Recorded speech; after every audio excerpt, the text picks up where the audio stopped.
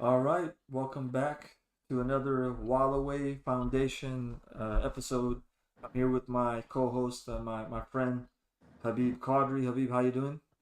Doing well, doing well. Just got caught up here in traffic, so wasn't able to get back to the office. But I thought we wanted to at least make sure, just to kind of jump on. So I apologize being in the car. Hopefully everything is good and clear. You can hear me. I can hear you perfect, man. And All right, all w- right, all right. what a segue because a leader is adaptable, brother. So if a leader has got to move and shake and be in the car, brother, it's no problem, right? Yes, You, yes, yes. yeah.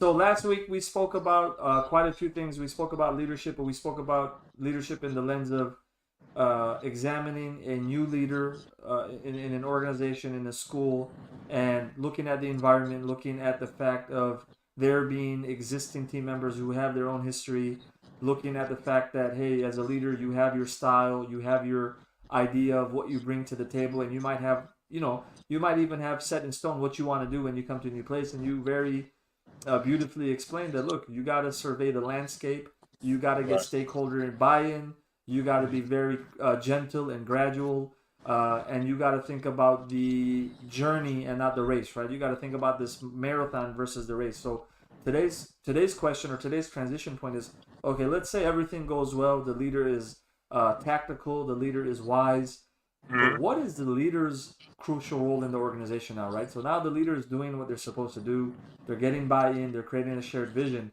But now once that's done and that's in the process of being done and the buy-in and whatnot is there, what is the actual role of the leader at this point? Right. It's to help facilitate, right? Facilitate, motivate, and then implement whatever the policy or the goal or vision is.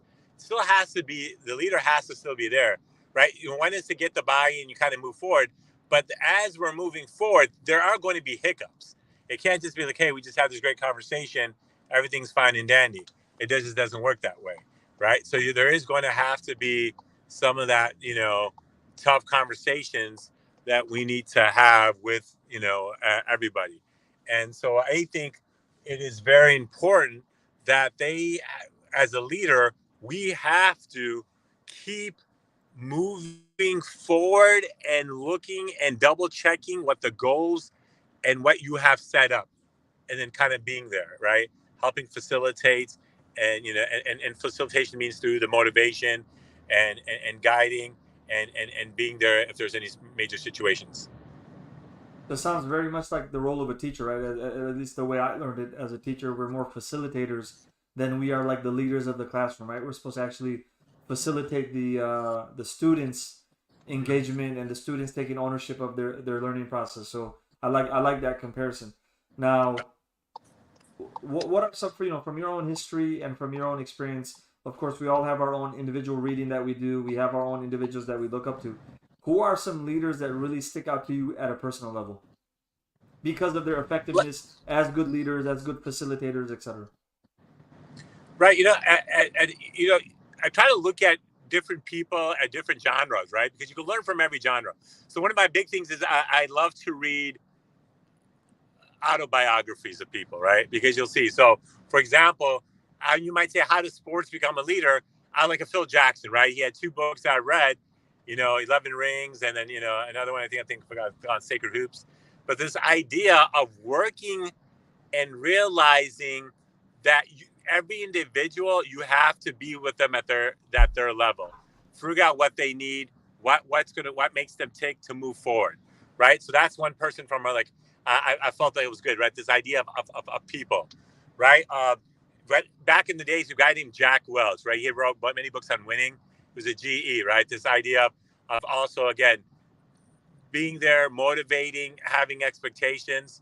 I thought that was good, right? But even talking about how do you make good to great, there was a guy named Jim Collins that had a book called Good to Great, right? So a lot of things I've realized are having individuals who really are at the ground level are setting up systems to grow. I think I have been individuals that I kind of blended. I enjoyed, but like as I say, Bruce Lee. I read his autobiography. The beauty before MMA, he was the idea of blending different things together, right? Different styles. in education, everyone's like, look, you have to keep adapting, and you might have to blend a few different ideas, the curriculums, the thoughts, our pedagogies together to get to that student, right? Sometimes you have to have that modification. So for me, is a lot of different authors and individuals I kind of looked into, which kind of helps me like in my leadership, like, okay, this is what you do. And sometimes reading outside your own genre is very important. I like it. I like it. So obviously, different examples depending on the industry, depending on the field. So Yes. my next question is: say a leader again is doing what they're supposed to do as facilitators. Now, in your own experience, what type of transformation have you seen happen because of the right leader being put in the right position? You could take individual places that people away struggle and then have them grow up, and move in the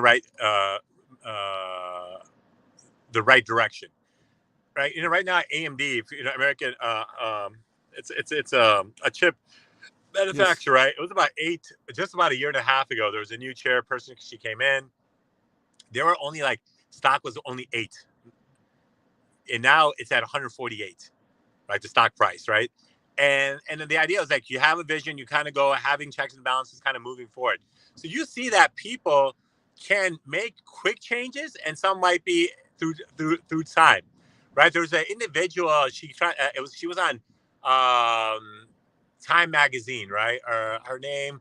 She was a leader who came into like the schools in Washington D.C. and she had a picture with a broom, like she's gonna sweep up take care of business, clean house. She lasted only a year or two because she thought cleaning house, I'm gonna come with the right, just coming, like I know best because I've done good, and I'm gonna go and take care of business and change things. It doesn't work. So a leader has to understand what we talked about last year, knowing the people, growing people, being there at the ground level, servant leader, at the same time, then say, all right, you know what, uh, uh, and and if you do it the right way, you could see changes. And if you do it the wrong way, even if you had success other places, you could be out. And they let her go, right? So I'm a big believer that if you do it the right way, you could see some changes in your first year. By 2 3 years, it's not about just changes, but then the change of the climate and culture of the organization, which can go really far.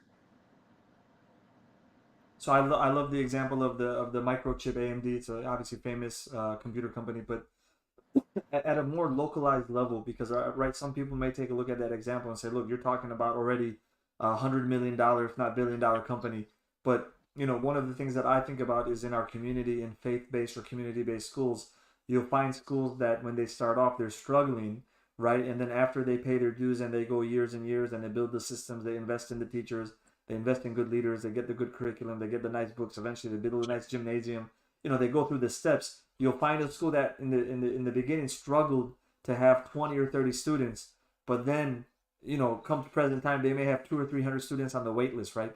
So I think Right. my question more is like, do you have something that's shareable? And if you can't share it, no problem. But just an example of a local based organization or community organization that was essentially like a community project, but now you see it and you look at it and you say, look, this is really it's really moved up and it's like at the pinnacle of whatever industry it's in. Right. So yeah, I mean, if like even if you take Islamic schools, right? If you're talking about religious institutions, then you'll see that. Look, a lot of them started with bare minimum, and as they develop, right? You have some like a Salam school in Milwaukee started, with 200 300. Now there are 1,000 kids. They're developing. They're looking. They even have an endowment. They have a waqf. So people are pushing. So you've seen that in development in many Islam schools from 10, 15, 20 years to saying from just making sure they're just got by to then this idea of taking to the second level of getting the clubs and getting the programming stuff, but at the next level, third level of distinction, right? Really take it to the highest peak, and I think that's where some things you'll see that people are doing in schools. You see other organizations. Rami Nashashibi is a good friend of mine, and in college we both knew each other. He just started doing some tutoring in a South Side where he grew up. But that development of kind of having the foresight, staying there, having it develop in 20, 30 years, now they've got grants from governments. They've been a case study. They've kind of been not just by the Muslim community, but the general community as the people who have really done some amazing things where they are. So I think a lot of those are all different organizations that can go really far and have done some major amazing things. So I think they are these specific kind of organizations. Islamic Relief, right? Started off as a small thing. It's like a multinational, international organization. Anwar Khan, some stuff. I just kind of passed by him today, and he was, I think, at a conference here. So you'll see that there are individuals, even from a religious standpoint. So now, if you even take some charter schools that you see, like the KIP Academy, right? Ideas that people where they can say, look, can we move that to other organizations and see how that could develop? So there are some individuals where they have a system and they feel like a developer, and then they could be scaled at different places in different areas. And that comes from great leadership, structure, development, reflecting, and then having a process built in place for anyone to kind of as templates to work with. Yeah, I love that example, man, of Rami, because last week you spoke about like perseverance and the fact that for leaders, new leaders, it's going to take time and years. And I remember as a college student first hearing about Iman, right? But at that time, it wasn't what it is today. It was like a local organization handing out sandwiches and things of this nature, just getting their bearings right and getting some local reputation. But it's funny because it all makes sense, right? Like you brought up a very excellent point.